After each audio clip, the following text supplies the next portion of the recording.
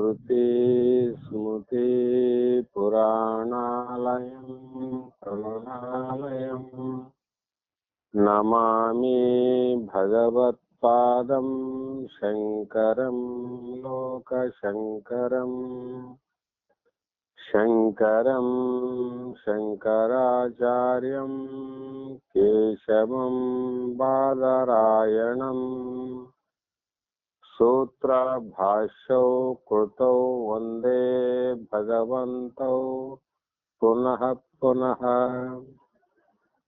ಶ್ರೀ ಜಗದಾದಿ ಜಗದ್ಗುರು ಸಿದ್ಧಾರೂಢ ಮಹಾಸ್ವಾಮಿಗಳ ಪಾದ ಪದ್ಮಗಳಿಗೂ, ಆರೂಢ ಜ್ಯೋತಿ ಶಿವಪುತ್ರ ಮಹಾಸ್ವಾಮಿಗಳ ಶ್ರೀ ಪಾದಗಳಿಗೂ, ಶ್ರೋತ್ರಿಯ ಬ್ರಹ್ಮನಿಷ್ಠ ಬಸವಾನಂದರ ಶ್ರೀ ಚರಣ ಅನಂತ ದೀರ್ಘ ದಂಡ ಪ್ರಣಾಮಗಳನ್ನು ಸಮರ್ಪಿಸುತ್ತ, ಈ ದಿನ ಶ್ರೀ ಶಂಕರ ಭಗವತ್ಪಾದರು ರಚಿಸಿದ ವಿವೇಕ ಚೂಡಾಮಣಿ ಎನ್ನುವ ಗ್ರಂಥದ 106ನೇ ಶ್ಲೋಕ ಇಂದಿನ ಆಧಾರದ ವಿಷಯವಾಗಿದ್ದು, ಇಲ್ಲಿವರೆಗೂ ಅನಾತ್ಮವಾದಂತ ಅಹಂಕಾರ ಮೊದಲು ಮಾಡಿಕೊಂಡು ಅವುಗಳ ಧರ್ಮ ಕರ್ಮಕ್ಕೆ ಅನುಗುಣವಾಗಿ ಅಭಿಮಾನ, ಅಹಂಕಾರ, ಮಮಕಾರ, ಮೋಹ ಆದಿಗಳಿಂದ ಅನಿತ್ಯವಾದ ವಸ್ತುಗಳ ಜೊತೆಯಲ್ಲಿ ಕೂಡಿಕೊಂಡು ಅನುಕೂಲ ಪ್ರತಿಕೂಲ ಭಾವದಿಂದ ಅನುಕೂಲವಾದರೆ ಸುಖ, ಅನಾನುಕೂಲವಾದರೆ ದುಃಖ, ಇವೆಲ್ಲವೂ ಇಂದ್ರಿಯಾದಿಗಳ ಮತ್ತು ಅಂತಃಕರಣ ಧರ್ಮಗಳು. ಆದರೆ ನಿತ್ಯ ಆನಂದ ಸ್ವರೂಪನಾದ ಆ ಪರವಸ್ತು ಆತ್ಮ ಏನಿದೆ ಅದು ಆತ್ಮನ ಧರ್ಮಗಳು ಅಲ್ಲ ಅಂತ ಹೇಳಿದರು. ಇವತ್ತಿನ ಶ್ಲೋಕದಲ್ಲಿ ಆತ್ಮನೇ ಅತ್ಯಂತ ಸಂತೋಷವಾಗಿರುವಂತ, ಎಲ್ಲರೂ ಪ್ರೇಮಕ್ಕ ಒಳಗಾಗಿ ಆ ಪ್ರೇಮವನ್ನ ಮಾಡುವುದು ಯಾವುದು ಅಂದ್ರೆ ಆತ್ಮನನ್ನೇ ಕುರಿತು ಅಂತ. ಎಲ್ಲದಕ್ಕಿಂತ ಆತ್ಮನೇ ಆನಂದ ರೂಪ ಆಗಿರೋದು, ಆತ್ಮನೇ ಸಂತೋಷವಾಗಿರೋದು ಅನ್ನುವುದನ್ನ ಹೇಳಕ್ಕೋಸ್ಕರ ಆತ್ಮಾರ್ಥ ತೇನ ಹೇ ಪ್ರೇಯಾನ್ ವಿಷಯೋ ನ ಸ್ವತಃ ಪ್ರಿಯ ಸ್ವತಃ ಏವ ಹಿ ಸರ್ವೇಶ ಆತ್ಮ ಪ್ರಿಯತಮೋ ಯತ ತತ್ ಆತ್ಮ ಸದಾ ಆನಂದೋ ಅಸ್ಯ ದುಃಖಂ ಕದಾಚನ ಅಂತ ಈ ಶ್ಲೋಕದ ಅಭಿಪ್ರಾಯ. ಅಂದರೆ ಈ ಜಗತ್ತಿನಲ್ಲಿ ಇರುವಂತ ವಸ್ತುಗಳು ಏನಿದ್ದಾವೆ ಅಂದ್ರೆ ಅವು ಇಂದ್ರಿಯ ವಿಷಯವು. ಇಂದ್ರಿಯಗಳಿಗೆ ವಿಷಯಗಳೇ ವಿನಃ ಆತ್ಮನಿಗೆ ಅವು ವಿಷಯಗಳು ಅಲ್ಲ. ಅದಕ್ಕಾಗಿ ಆತ್ಮನ ಪ್ರಯೋಜನಕ್ಕಾಗಿ ಇಂದ್ರಿಯಗಳಿಂದ ವಿಷಯವು ಪ್ರಿಯವಾಗಿರುವುದು ತನ್ನಷ್ಟಕ್ಕೆ ತಾನೇ ಪ್ರಿಯವಲ್ಲ. ಏಕೆಂದರೆ ಆತ್ಮನು ಎಲ್ಲರಿಗೂ ತಾನೇ ಪ್ರಿಯತಮನಾಗಿರುತ್ತಾನೆ. ವಿಷಯಾದಿಗಳು ಆತ್ಮನಿಗೆ ಪ್ರಿಯವಾದ ವಸ್ತು ಅಲ್ಲ. ಆತ್ಮನೇ ಈ ಇಂದ್ರಿಯಾದಿಗಳಿಗೆ ಪ್ರೇಮದ ವಸ್ತು. ಆದ್ದರಿಂದ ಆತ್ಮನು ನಿತ್ಯ ಆನಂದ ಸ್ವರೂಪನಾಗಿರುತ್ತಾನೆ. ಇವನಿಗೆ ಎಂದೆಂದಿಗೂ ದುಃಖವಿಲ್ಲ ಅಂತ ಮಹಾತ್ಮ ಹೇಳ್ತಾರ. ಎಂದೆಂದು ದುಃಖ ಇಲ್ಲ. ಯಾಕೆಂದ್ರೆ ಯಾವುದೇ ಒಂದು ವಸ್ತುವನ್ನ ಜಗತ್ತಿನಲ್ಲಿ ವಿಚಾರ ಮಾಡಿದಾಗ ತನ್ನಷ್ಟಕ್ಕೆ ತಾನು ಅದು ಪ್ರಿಯವಾಗಿರುವುದಿಲ್ಲ. ಬಂಗಾರವನ್ನ ಎಂದೂ ಪ್ರೇಮ ಮಾಡೋದಿಲ್ಲ. ಬಟ್ಟೆಯಾಗಿ ಪ್ರೇಮ ಮಾಡೋಂಗಿಲ್ಲ. ಒಂದು ಬಂಗಲೆ ತನಗಾಗಿ ಬಂಗಲೆಯ ಮೇಲೆ ಪ್ರೇಮ ಮಾಡೋದಿಲ್ಲ. ಹೌದಿಲ್ಲಮ್ಮ? ಬಂಗಾರ ಮೇಲೆ ಎಂದು ಪ್ರೇಮ ಮಾಡಿಲ್ಲ. ಅದು ಇನ್ನೊಬ್ಬರಿಗೋಸ್ಕರ. ಬಂಗಾರ ಇನ್ನೊಬ್ಬರಿಗೋಸ್ಕರ, ಮನೆ ಇನ್ನೊಬ್ಬರಿಗೋಸ್ಕರ. ಈ ಪ್ರಕಾರ ಆತ್ಮನ ಪ್ರಯೋಜನಕ್ಕೆ ಪ್ರಿಯವಾಗಿರುತ್ತದೆ ಎಂದು ಯಾಜ್ಞವಲ್ಕ್ಯನು ಬಹುವಿಧವಾಗಿ ಮೈತ್ರಾದೇವಿಗೆ ಉಪದೇಶವನ್ನ ಮಾಡಿರುತ್ತಾನೆ. ಅವು ತಮ್ಮಷ್ಟಕ್ಕೆ ತಾವು ಆನಂದದಾಯಕ ಇಲ್ಲಮ್ಮವು. ಆತ್ಮನ ಆನಂದಕ್ಕಾಗಿ ಅಂತ ಇರುವವೇ ವಿನಃ ತಮಗಾಗಿ ಅಲ್ಲ. ಅಂದ್ರೆ ಎಲ್ಲಾ ವಸ್ತುಗಳು ಆತ್ಮನ ಮೇಲೆ ಪ್ರೇಮ ಮಾಡುತ್ತೇವೆ ಅಂತ ಅರ್ಥ ಆಯ್ತಮ್ಮ. ಆತ್ಮ ವಸ್ತುಗಳನ್ನ ಪ್ರೇಮ ಮಾಡೋದಿಲ್ಲ. ವಸ್ತುಗಳೇ ಆತ್ಮನನ್ನ ಪ್ರೀತಿ ಅಥವಾ ಪ್ರೇಮವನ್ನ ಮಾಡುತ್ತೇವೆ ಅಂತ ಇಲ್ಲಿ ಯಾವ ಪ್ರೇಮ ಅನ್ನುವಂಥದ್ದು ಗೌಣವೆಂದು ಅರಿಯಬೇಕು ಅಂತ ಬೃಹದಾರಣ್ಯಕ ಉಪನಿಷತ್ತಿನಲ್ಲಿ ಯಾಜ್ಞವಲ್ಕ್ಯರು ಮೈತ್ರಾದೇವಿ ಉಪದೇಶವನ್ನ ಮಾಡುತ್ತಾರೆ. ಕಾರಣ ನಮ್ಮ ಒಂದು ವಿಚಾರದಲ್ಲಿ ಇಂದ್ರಿಯ ವಿಷಯಾದಿಗಳು ಪ್ರಿಯವಾದುವು ಎಂಬುದೇನು ಸತ್ಯ. ಆದರೆ ಆ ವಿಷಯಗಳು ಯಾರಿಗೆ ಪ್ರಿಯ ಅಂದರೆ ನಮಗೆ ಅಂತ ಅರ್ಥ. ನಮಗಾಗಿ ಅವು ಪ್ರೇಮದ ವಸ್ತುಗಳಲ್ಲಮ್ಮ. ವಸ್ತುಗಳಿಗೆ ನಾವು ಪ್ರೇಮಿಲ್ಲ. ಅಂಗಡಿಗೆ ಹೋಗಿ ಏನಾನ ಒಂದು ಸಾಮಾನನ್ನ ನೋಡ್ತೇವೆ,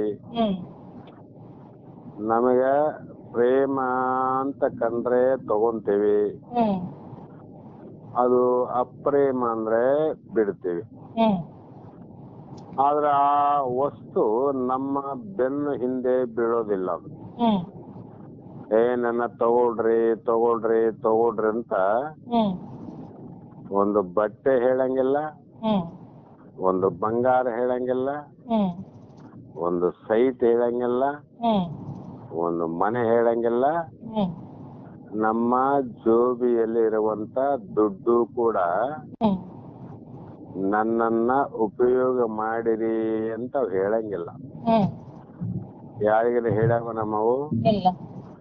ಯಾರು ಹೇಳಿಲ್ಲ. ಯಾಕಂದ್ರೆ ಅವೆಲ್ಲ ಜಡವಾದ ವಸ್ತುಗಳು ಅಂತ. ಅವಕ್ಕ ತಮ್ಮ ಪ್ರೇಮನೂ ಗೊತ್ತಿಲ್ಲ, ಅನ್ಯರ ಪ್ರೇಮವೂ ಕೂಡ ಗೊತ್ತಿಲ್ಲ. ಇವು ಚೈತನ್ಯದ ಭೋಗಕ್ಕಾಗಿ ಸೃಷ್ಟಿಸಲ್ಪಟ್ಟಿವೆ ಅಂದಾಗ ಉಪಯೋಗವಿಲ್ಲದ ಪ್ರಿಯವಾಗಿರತಕ್ಕಂತ ವಸ್ತುಗಳ ಸೃಷ್ಟಿ ಹೇಗಾಯ್ತು ಜಗತ್ತಿನಲ್ಲಿ ಅಂದರೆ ಜೀವನ ಹಿಂದಿನ ಜನ್ಮದ ಸಂಸ್ಕಾರದ ಸುಖ ದುಃಖಗಳನ್ನ ಅನುಭವ ಪಡೆದುಕೊಳ್ಳಲಿಕ್ಕೆ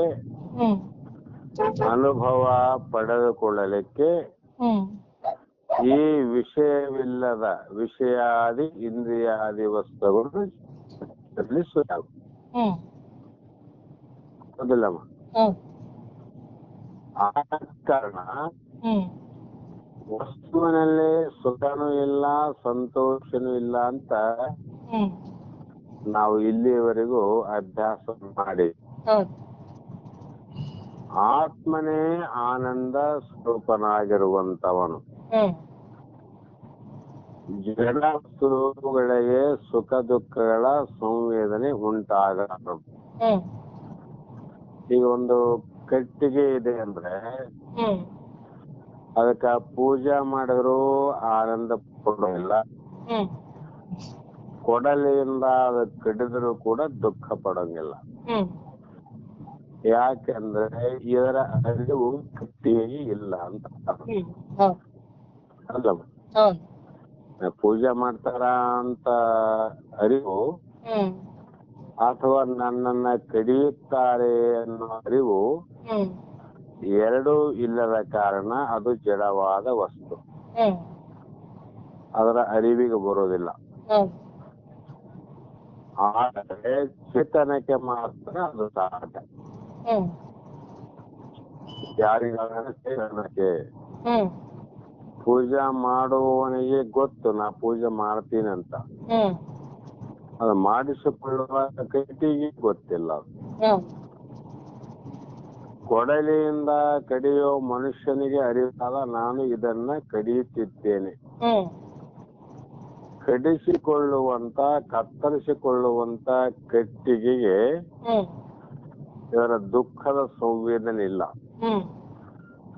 ಸುಖದ ಸಂವೇದನೆ ಇಲ್ಲ. ಆದ್ದರಿಂದ ಇದು ಯಾರಿಗೆ ಇದೆ ಅಂದ್ರೆ ಚೇತನ ಮಾತ್ರಕ್ಕೆ ಅದು ಸಾಧ್ಯ. ಅಂದ್ರೆ ಚೇತನ ಅಂದ್ರೆ ಏನಮ್ಮ, ಪ್ರತ್ಯೇಗಾತ್ಮನಿಗೆ. ಆದ್ದರಿಂದಲೇ ಜಡ ವಸ್ತುಗಳು ಇರುವುದು ಚೇತನದ ಉಪಯೋಗಕ್ಕಾಗಿ ಎಂದು ಹೇಳಬಹುದು.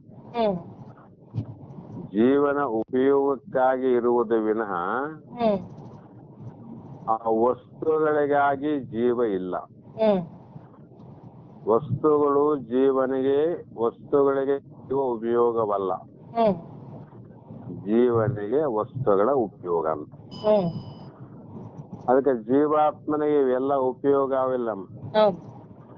ಕೈ ಕಾಲು ಕಣ್ಣು ಇಲ್ಲಿಯವರೆಗೆ ಹೇಳಿದಂತ ಅನಾತ್ಮ ವಸ್ತುಗಳು, ಅಹಂಕಾರ ಮೊದಲುಗೊಂಡು ದೇಹವೇ ಕಡೆಯಾಗಿ ಎಲ್ಲವೂ ಆತ್ಮನ ವಸ್ತುಗಳೇ ವಿನಃ ಆತ್ಮನಿಗಾಗಿ ವಿನಃ ವಸ್ತುಗಳಿಗಾಗಿ ಆತ್ಮನಿಲ್ಲ. ಅದಕ್ಕೆ ಅತ್ಯಂತ ಆನಂದ ಸ್ವರೂಪ ಆದದ್ದು ಯಾವುದಂದ್ರೆ ಆತ್ಮ ಅಂತ. ಅದಕ್ಕಾಗಿ ಒಂದು ಉದಾಹರಣೆ ಕೊಡ್ತಾರಮ್ಮ.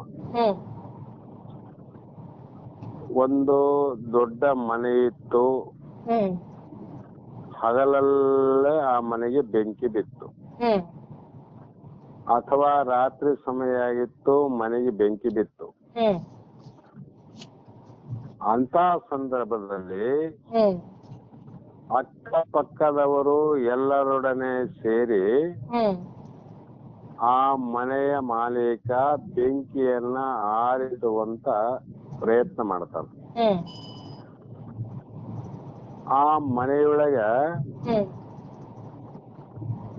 ಏಕೈಕ ಶಿಶು, ಒಬ್ಬನೇ ಒಬ್ಬ ಮಗು ಆ ಮನೆಯೊಳಗ ಅದು ಬಂದಿ ಆಗಿರ್ತಾವ. ಸುಮ್ಮನೆ ಇದನ್ನ ನೋಡೋದಮ್ಮ. ಈ ತರ ಆದಾಗ ಈ ಬೆಂಕಿಯನ್ನು ನೋಡಿ ಆ ಮನೆಯ ಮಾಲೀಕ ಬಹಳ ಗಾಬರಿಯಿಂದ ತನ್ನಲ್ಲಿರುವ ಆಸ್ತಿಯನ್ನೆಲ್ಲ ಏನ್ ಮಾಡ್ತಾರಮ್ಮ, ಹೊರಗೆ ಬಂದು ಹೊರಗಿದ್ದವ್ರಿಗೆ ಹೇಳ್ತಾನ, ನನ್ನ ಮನೆಯ ಆಸ್ತಿ ಎಷ್ಟಿದೆ ನಿಮಗ್ ಕೊಡ್ತೇನೆ, ಬಂಗಾರ ಬೆಳ್ಳಿ ಕೊಡ್ತೇನೆ, ಯಾರಾದ್ರೂ ಪುಣ್ಯ ಆತ್ಮರು ಹೋಗಿ ನನ್ನ ಮಗುವನ್ನ ರಕ್ಷಣೆ ಮಾಡಿರಿ ಅಂತ ಬೇಡ್ತಾನ. ಜನರಿಗೆಲ್ಲ ಬೇಡ್ತಾನಿಲ್ಲಮ್ಮ. ಆ ಬೇಡಿದ್ರು ಕೂಡ ಆ ಉರಿಯುವಂತ ಅಗ್ನಿಯೊಳಗೆ ಯಾರು ಮನೆಯೊಳಗೆ ಹೋಗಿ ನಾವು ಸತ್ತರೆ ಪರವಾಗಿಲ್ಲ ಮಗುವನ್ನ ರಕ್ಷಣೆ ಮಾಡ್ಬೇಕಂತ ಯಾರೂ ಪ್ರಯತ್ನ ಮಾಡೋದಿಲ್ಲ. ಹೌದಿಲ್ಲ? ಯಾಕಂದ್ರೆ ನಾನು ಬದುಕಿದಾಗಿ ಇನ್ನೊಬ್ಬರನ್ನ ಬದುಕಿಸಬೇಕು ಅಂತ ಪ್ರಯತ್ನ ಮಾಡ್ತಾನೆ ಜೀವ. ಎಲ್ಲರೂ ಮಾಡೋದು ಅಷ್ಟೇ. ನಾ ಸತ್ರ ಪರವಾಗಿಲ್ಲ ಮಗುವಿನ ಜೀವ ಉಳಿಲಿ ಅಂತ ಉರಿಯುವ ಅಗ್ನಿಯ ಮಧ್ಯದಲ್ಲಿ ಹೋಗಿ ಮಗುವನ್ನ ರಕ್ಷಣೆ ಮಾಡುವ ಪ್ರಯತ್ನ ಮಾಡಲಾರರು. ಇದು ಬಹಳ ಅಪರೂಪ ಅಂತ. ಎಲ್ಲಾದ್ರೂ ಮಾಡಿದ್ದಾರೆ ಅಂದ್ರೆ ಇದು ಅಪರೂಪ ಅಂತ ಅರ್ಥ ಮಾಡಬೇಕು. ಯಾಕೆಂದರೆ ಅವನಿಗೆ ತನ್ನ ಮನೆ ಆಸ್ತಿ ಏಕೈಕ ಶಿಶು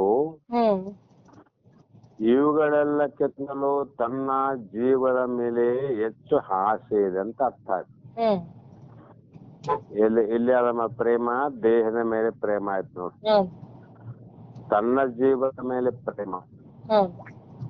ನಾನು ಬದುಕಿದ್ರೆ ಸಾಕು, ಎಲ್ಲವೂ ಕೈ ಬಿಟ್ಟು ಹೋದರೂ ಪರವಾಗಿಲ್ಲ ಅಂತ ತನ್ನ ಜೀವನದ ಬದುಕಿನ ಮೇಲೆ ಹೆಚ್ಚಿನ ಆಸೆ. ಅಂದ್ರೆ ಈ ವಿಷಯಾದಗಳು ಇದ್ದುವಲ್ಲ ಮನೆಯಲ್ಲಿ, ಆಸ್ತಿ ಆದ, ಬಂಗಾರ ಆದ, ದುಡ್ಡಾದ, ವಸ್ತು ಎಲ್ಲವೂ ಇದ್ರು ಕೂಡ ಅವುಗಳ ಮೇಲೆ ಆ ಸಮಯದಲ್ಲಿ ಯಾವ ರೀತಿ ಪ್ರೇಮವನ್ನು ಮಾಡೋದಿಲ್ಲ. ಅವೆಲ್ಲ ಹೋಗ್ಲಿ, ನಾನು ಬದುಕಿದ್ರೆ ಸಾಕು ಅಂತ ಇಚ್ಛೆಯನ್ನು ಮಾಡ್ತಾನೆ. ಇದೇ ಪ್ರಕಾರವಾಗಿ ನಮ್ಮ ಸಂಸಾರದಲ್ಲಿ, ಪ್ರಪಂಚದಲ್ಲಿ ಒಬ್ಬ ಪತ್ನಿ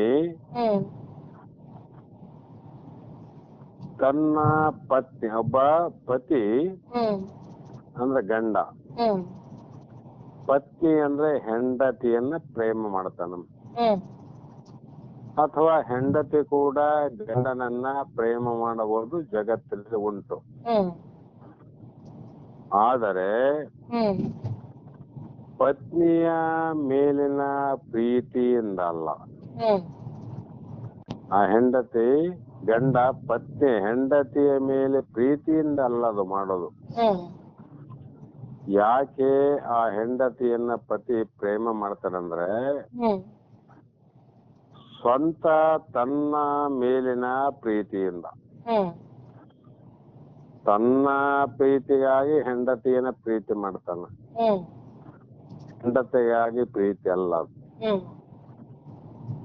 ಹೆಂಡತಿ ಆದ್ರೂ ಅಷ್ಟೇ ಗಂಡನಿಗಾಗಿ ಪ್ರೇಮ ಮಾಡೋದಿಲ್ಲ, ಗಂಡನಿಂದ ನನಗೆ ಸುಖ ಅಂತ ಪ್ರೇಮ ಮಾಡ್ತಾಳೆ. ಇದು ಮನುಷ್ಯ ಅತ್ಯಂತವಾಗಿ ಪ್ರೀತಿಸುವಂತ ಒಂದು ವ್ಯವಸ್ಥೆ. ಇದೇ ಪ್ರಕಾರ ಬೇರೆಯವರನ್ನ ಪ್ರೀತಿಸುವುದು ಯಾರಿಗೋಸ್ಕರ ಅಂದ್ರೆ ತನಗೋಸ್ಕರವೇ ಪ್ರೇಮ ಮಾಡೋದು. ಯಾಕೆಂದ್ರೆ ಈ ಮನೋಭಾವ ಹೇಗಿದೆ ಅಂದ್ರೆ ತನಗೆ ಸಂತೋಷವನ್ನ ಕೊಡುವವರೆಗೂ ಆ ವಸ್ತುವನ್ನ ಅವನು ಪ್ರೀತಿ ಮಾಡುತ್ತಾನೆ ಅಂತ ಅರ್ಥ ಆಯ್ತು. ಯಾವುದೇ ವಸ್ತು ತನಗೆ ಸಂತೋಷ ಕೊಡುವವರೆಗೂ, ತನಗೆ ಪ್ರೇಮ ಆಗುವವರೆಗೂ ಆ ವಸ್ತುವನ್ನ ಪ್ರೀತಿ ಮಾಡ್ತಾನ. ಆ ವಸ್ತು ಕೆಲಸಕ್ಕೆ ಬಾರದು ಅಂತ ಗೊತ್ತಾದಾಗ ಆ ವಸ್ತುವಿನ ಮೇಲೆ ಅಪ್ರೇಮ ಮಾಡ್ತಾನಂದ್ರೆ ಅನಾನುಕೂಲ ಆದಾಗ. ಅದೇ ರೀತಿ ಆತ್ಮನು ಎಲ್ಲಾ ಕಾಲದಲ್ಲಿಯೂ ಸುಖಿ. ಇವನು ಎಲ್ಲಾ ಕಾಲದಲ್ಲಿ ಸುಖವಾಗಿರ್ತಕ್ಕಂಥವನು ಆತ್ಮ ಅಂತ. ಆ ಆತ್ಮನ ಲಕ್ಷಣ ಏನು ಅಂದ್ರೆ ಸದಾ ಆನಂದವಾಗಿ ಇರುವ ಸ್ವರೂಪವೇ ಆತ್ಮನ ಲಕ್ಷಣ. ಸದಾ ಆನಂದ ಎಲ್ಲಿದೆ ಅಂದ್ರೆ ಅಲ್ಲಿ ದುಃಖ ಎಂಬುದು ಇಲ್ಲ ಅಂತ ಅರ್ಥ. ಸದಾ ಕಾಲ ಬೇಸಿಗೆಯಲ್ಲಿ ಸೂರ್ಯನ ಬೆಳಕಾದ ಹಗಲಂದ್ರೆ ಅಲ್ಲಿ ಕತ್ತಲೇ ಇಲ್ಲ ಅಂತ ಅರ್ಥ ಮಾಡಬೇಕು. ಅದಕ್ಕೆ ನಮ್ಮ ಸ್ವರೂಪ ಹೇಗಿದೆ ಅಂದ್ರೆ ಸದಾ ಕಾಲ ಆನಂದವಾಗಿರೋದು. ಅಂದಾಗ ಹಗಲಿನಲ್ಲಿ ಕತ್ತಲು ಹೇಗಿಲ್ಲವೋ ಆನಂದ ಸ್ವರೂಪದಲ್ಲಿ ದುಃಖ ಇಲ್ಲ ಅಂತ ಅರ್ಥ ಮಾಡುದು. ಉದಾಹರಣೆ, ಹಲವು ರೀತಿಯ ವಿಚಾರ ಮಾಡಿದ್ರು ಕೂಡ ಯಾವುದೇ ಒಂದು ಪ್ರಾಣಿ, ಯಾವುದೇ ಒಂದು ವಿಷಯವನ್ನ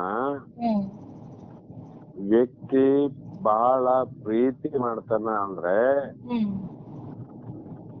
ಅದು ಯಾವುದಕ್ಕೋಸ್ಕರ ಅಂದ್ರೆ ವಸ್ತುವಿಗಾಗಿ ಅಲ್ಲ. ಒಬ್ಬ ಈಗ ಬಹಳ ಸಿಗರೇಟ್ ಸೇರ್ಲಿ ಅಥವಾ ಬಹಳಷ್ಟು ಕುಡಿತಾ ಇರ್ಲಿ, ಕುಡಿಯುವುದಕ್ಕೋಸ್ಕರ, ಕುಡಿಯುವ ಸುಖಕ್ಕಾಗಿ ಕುಡಿಯುವುದಿಲ್ಲ. ಸಿಗರೇಟ್ ಅನ್ನ ಸೇದುವುದು ಸಿಗರೇಟಿಗಾಗಿ ಅಲ್ಲ, ಆದರೆ ಕುಡಿಯುವುದು ಸೇದುವುದು ಅದು ಯಾವುದಕ್ಕಂದ್ರೆ ಒಂದು ಸುಖವನ್ನ ಪಡೆಯೋಕ್ಕೋಸ್ಕರ ವಸ್ತಾವ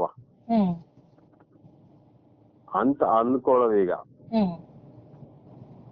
ಇದೇ ಪ್ರಕಾರವಾಗಿ ಹೊರಗಿನ ವಿಷಯಗಳನ್ನ ಪುನಃ ಪುನಃ ಅನುಭವಿಸಿ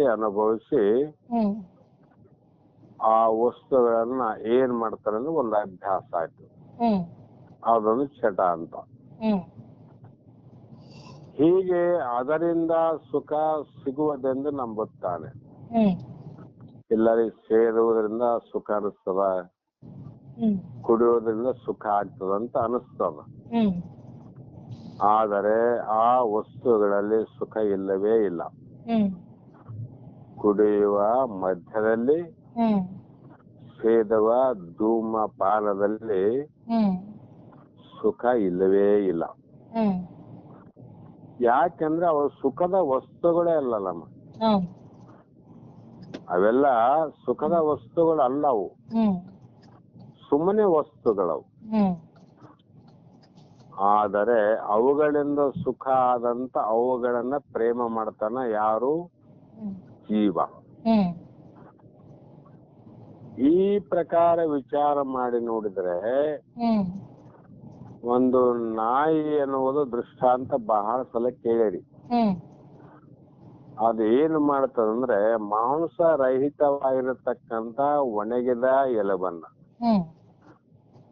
ಮಾಂಸ ಸಹಿತ ಇದ್ರೆ ಹಸಿ ಎಲುಬದು, ಮಾಂಸ ರಹಿತ ಅಂದ್ರೆ ಪೂರ್ಣ ಒಣಗಿ ಹೋದಂತ ಎಲುಬನ್ನ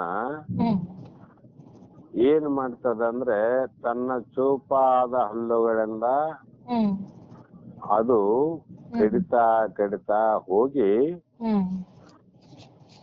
ಅದರ ಯಾವ ಹಲ್ಲಿನ ನೋವಿನಿಂದ ರಕ್ತಸ್ರಾವ ಆಗ್ತದೆ. ಅದನ್ನೇ ಎಲುಬಿನಿಂದ ಸೋರುವಾಗ, ಎಲುಬಿನ ಮೇಲೆ ಬಿದ್ದಾಗ ಆ ಎಲುಬಿನ ಮುಖಾಂತರವಾಗಿ ಅದನ್ನು ಹೀರಿಕೊಂಡು ನಾಯಿ ಸುಖವೆಂದು ಅಂದುಕೊಳ್ಳುತ್ತದೆ. ಏನು ಸುಖಮ? ಎಲುಬು ಸುಖ ಅಂತ ಅನ್ಕೊಂತು. ಅದ್ರಾಗ ಏನೋ ಸ್ವಲ್ಪ ಮಾಂಸ ಅದೇನು ಅಂದ್ರೆ ಏನು ಇಲ್ಲ. ಹೀಗೆ ತನ್ನ ಬಾಯಿಯಲ್ಲಿ ಬರುವ ರಕ್ತವನ್ನು ಸವಿದು ಅದು ಎಲುಬಿನಿಂದ ಸುಖ ಅಂತ ಅನ್ಕೊಂಡದ. ಹೀಗೆ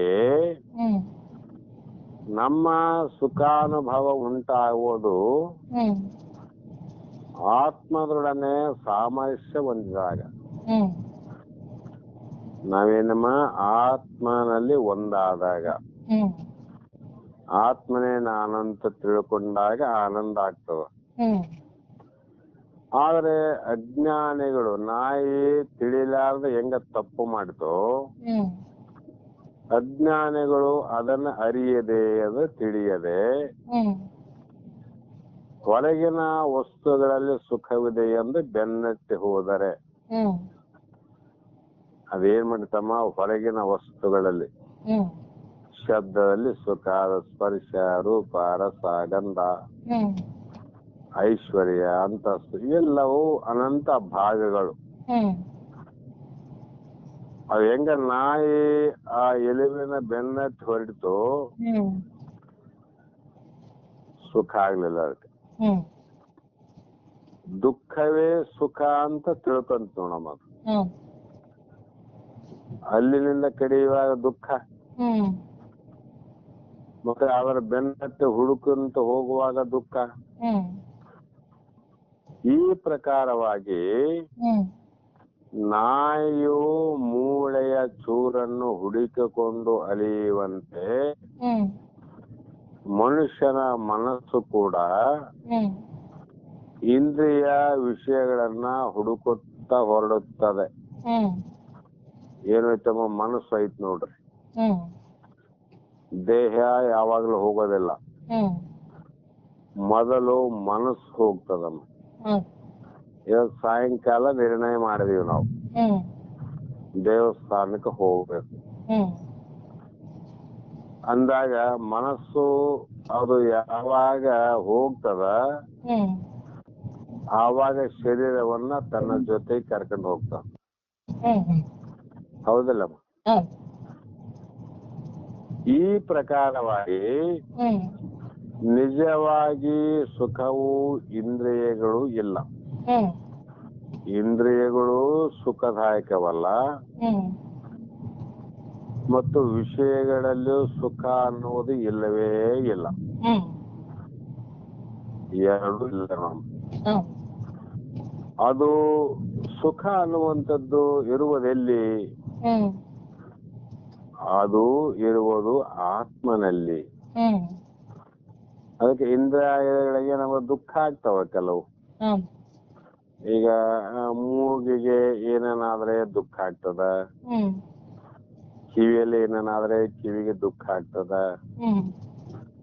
ಇವೆಲ್ಲ ಸುಖ ಇದ್ರೆ ದುಃಖ ಆಗ್ಬಾರ್ದಾಗಿತ್ತಲ್ಲಮ್ಮ. ದುಃಖ ಆಗ್ತಾವಂದ್ರೆ ಇವು ಸುಖದ ವಸ್ತುಗಳಲ್ಲ. ಏನೊಂದು ಆಗದೆ ಕೇವಲ ಆನಂದ ಸ್ವರೂಪ ಆಗಿರ್ತಕ್ಕಂತ ಸುಖ ಯಾವುದು ಅಂದ್ರೆ ಅದು ಆತ್ಮ ಸುಖ ಅಂತ. ಈ ಆತ್ಮ ಸುಖ ಎದರಿಂದ ಆಗ್ತದ್ರಿ ಅಂದ್ರೆ ಶುದ್ಧ ಜ್ಞಾನದಿಂದ ಅಂತ. ಶುದ್ಧ ಜ್ಞಾನ ಅಂದ್ರೆ ಅಲ್ಲಿ ಶಿವ ಜೀವರ ಏಕತ್ವದ ತತ್ವಮಸಿ ಮಹಾವಾಕ್ಯ ಅರ್ಥದ ಶ್ರೋತ್ರಿಯ ಬ್ರಹ್ಮನಿಷ್ಠ ಗುರುವಿನಿಂದ ಉತ್ಪತ್ತಿಯಾದ ಜ್ಞಾನ. ಅಲ್ಲಿ ಕೂಡ ಸುಖದ ಅನುಭವವಾಗುವುದು. ನೇರವಾಗಿ ಇಂದ್ರಿಯ ವಿಷಯಗಳ ಸಂಘದಿಂದಲ್ಲ. ಅಲ್ಲಿ ಯಾವ್ದೊಂದು ಸುಖ ಆಯ್ತಮ್ಮ ಅಂದ್ರೆ ನೇರವಾಗಿರ್ತ. ಅವು ಇಂದ್ರಿಯ ಸುಖ ಅಲ್ಲ, ವಿಷಯಗಳಿಂದ ಉತ್ಪತ್ತಿಯಾದ ಹುಟ್ಟಿದಂತ ಸುಖ ಅಲ್ಲ. ಅದು ನೇರವಾಗಿ. ಕೆಲವು ಕಡೆ ಸಾರ್ವಜನಿಕ ಅಂತ ಇರ್ತಾವ, ಕೆಲವೊಂದು ನೇರ ಅಂತ ಇರ್ತಾವ. ಉದಾಹರಣೆಗೆ ತಿರುಪತಿಗೆ ಹೋದವ್ರಿಗೆ ಗೊತ್ತು.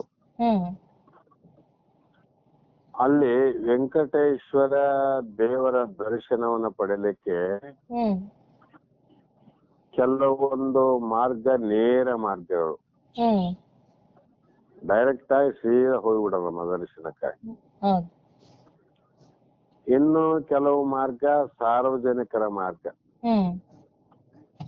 ಈ ರೂಮಲ್ಲಿ ಒಂದು ತಾಸು ಕೊಡ್ಬೇಕು, ನಂತರ ಇನ್ನೊಂದು ರೂಮಿಗೆ ಹೋಗ್ಬೇಕು, ಮತ್ತೆ ಇನ್ನೊಂದು ಮಾರ್ಗದಿಂದ ಸುತ್ತ ಹರಿದು